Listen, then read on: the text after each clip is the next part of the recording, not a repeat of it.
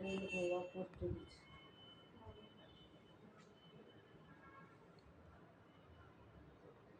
मित्रांनो, ही गोष्ट आहे नीता नावाच्या एका टीचरची, ज्या प्रायमरी टीचर होत्या आणि ज्या इंग्लिश सब्जेक्ट शिकवायच्या.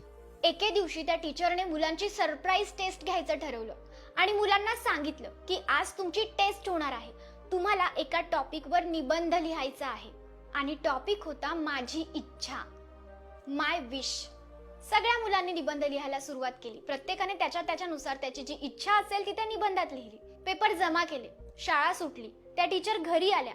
घरी आल्यानंतर त्यांनी ते पेपर्स चेक करायला सुरुवात केली आणि त्या टीचरचे जे पती होते ते त्यांच्याच बाजूला बसून मोबाईलमध्ये काहीतरी करत होते. ते बघत होते की त्यांची वाईफ काहीतरी पेपर वगैरे चेक करत बसली आहे. त्या घरातले जे आजोबा होते ते सुद्धा मोबाईल